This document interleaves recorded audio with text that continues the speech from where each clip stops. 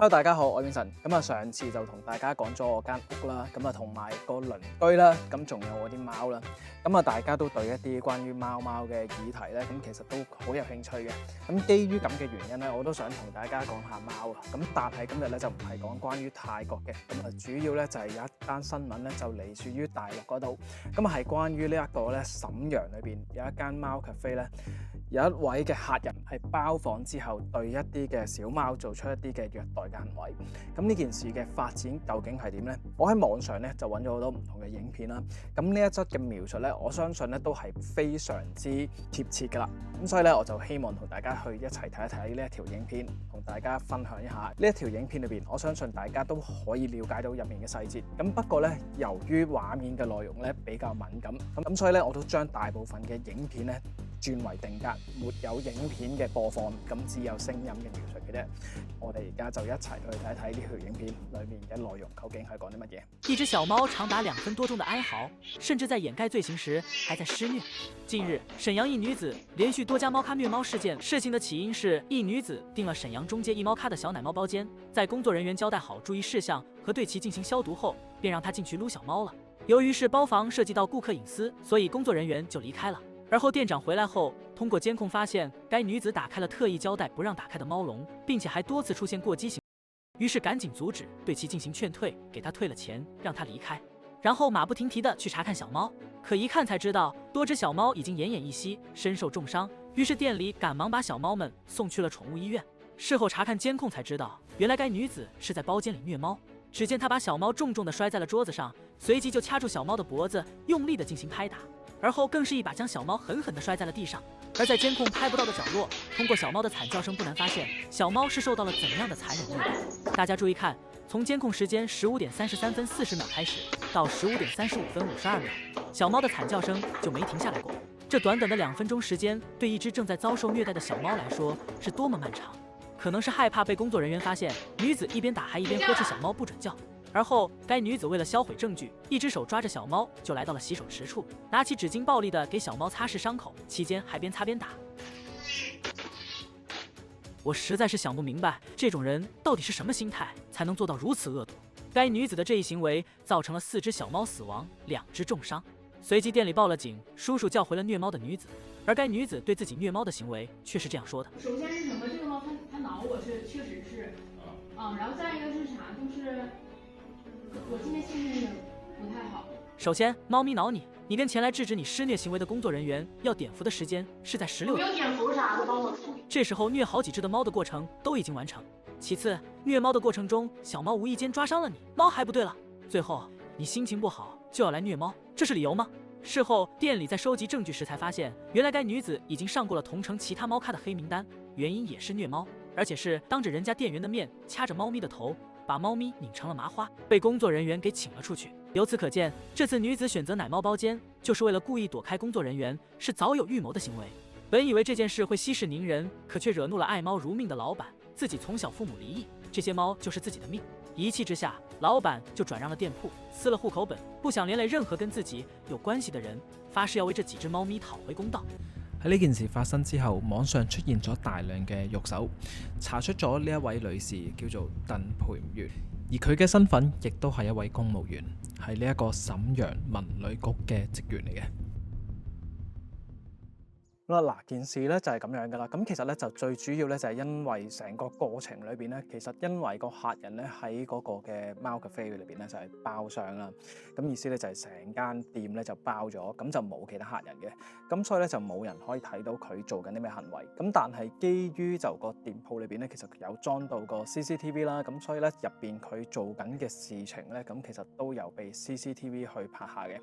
咁當然其實就你話佢去做一啲銷毀證據嘅行為，咁嗰啲其實都係多餘噶啦。咁因為你自己一個人逗留咗喺個貓咖啡裏邊，咁其實突然之間有4隻貓 B 受傷過咗身啦嚇，咁樣嘅事情其實即使你點樣去掩沒啲證據都好啦，咁其實都係冇用嘅。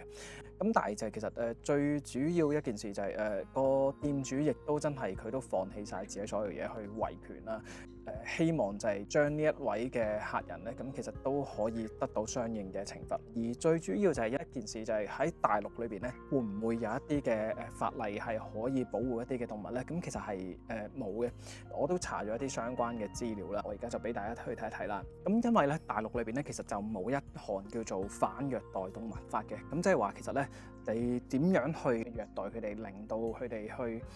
受傷甚至乎係死亡咧，其實就冇一個動物嘅保護法案，咁或者係反虐待動物嘅法案嘅。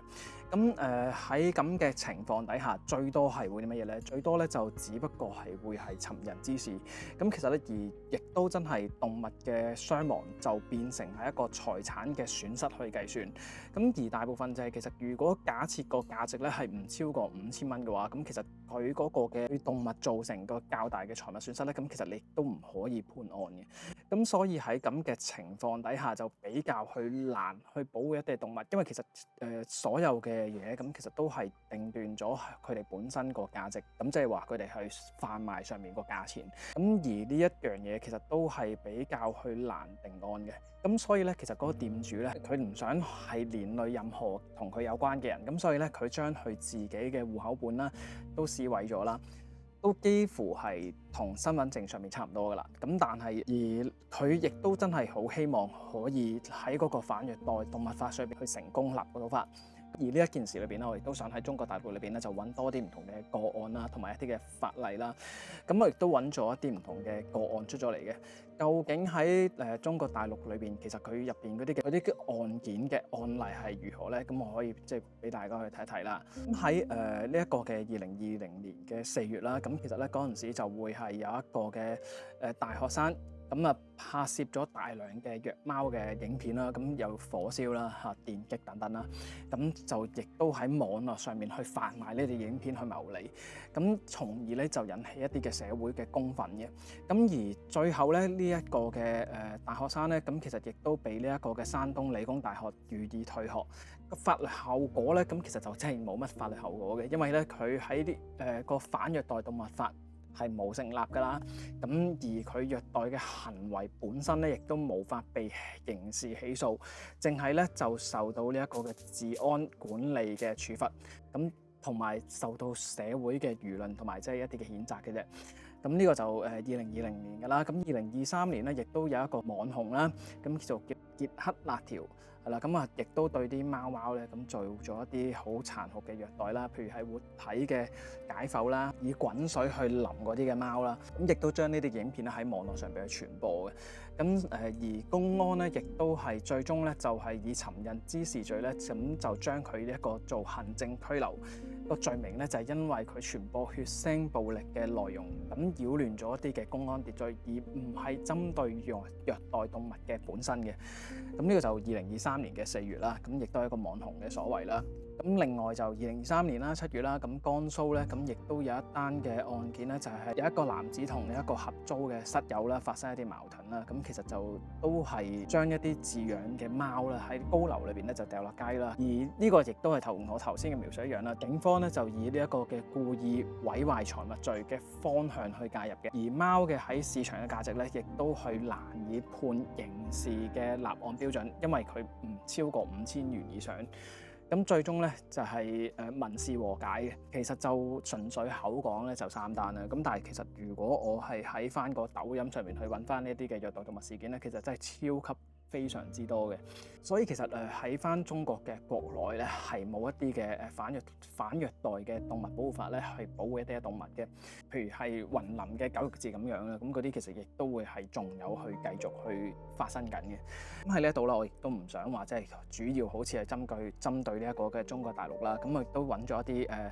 泰國嘅案例出嚟啦。咁譬如咧喺呢一個2020年嘅5月3號啦，咁一個嘅警察咧，咁就係以摩托車咁將大學裏邊嘅明星狗咧，咁就誘騙出呢一個嘅學校啦，咁而進行一啲嘅殘忍嘅虐待啦。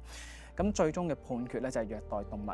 合判處刑咧就16個月，即係1年零4個月嘅監禁，唔以緩刑嘅，冇緩刑嘅，咁亦都需要同清邁嘅大學賠償10萬泰銖，咁呢個真係一個嘅虐狗案啦。咁而另外咧，2025年嘅2月8日啦，咁有一個嘅外國人啦，咁喺呢一個蘇梅島嘅海灘上面咧，就多次將一隻嘅幼犬咁掉落呢一個海裏邊啦。咁而佢竟然咧就辯稱咧就係為咗幫隻狗去沖涼啦。咁但係其實喺個影片裏邊，其實佢都係笑哈哈噶啦。咁所以就最後亦都被判刑嘅。咁佢係判咗呢個虐待動物罪啦。咁就係呢一個嘅15天嘅監禁，不得緩刑。咁因為佢係外籍人士咧，咁坐完呢一個15日之後咧，咁亦都被驅逐出境嘅。咁另外就其實都仲有好多嘅，咁譬如係咁有一位清萊嘅男子啦，就以領養為名啦，咁喺唔同嘅自主裏邊咧係領養咗幾隻嘅狗啦，為咗將佢哋去殺害之後咧就去食用嘅。呢件事咧就係發生喺2024年嘅11月嘅，但係直至到今日咧，咁其實亦都未判刑，咁都仲係等待緊一啲最終嘅判決，即係起訴咗㗎啦，咁但係就仲未判決。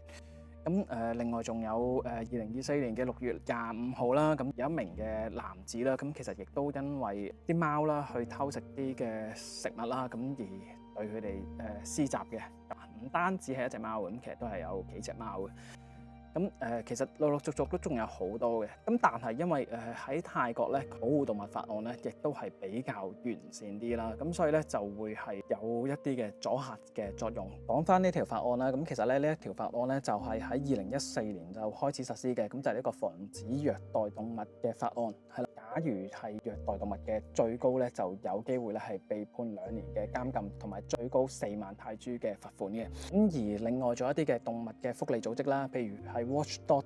Thailand Foundation WDT， 咁同埋一啲嘅執法部門咧，亦都係好積極咁樣去介入啦。咁所以其實就喺一啲嘅案件裏邊去發生嘅時候咧，嗰啲嘅犯人啦，亦都係比較容易啲去被定案出嚟嘅。咁所以就呢個就係喺泰國裏邊同埋即係一個中國大陸裏邊嘅唔同嘅地方。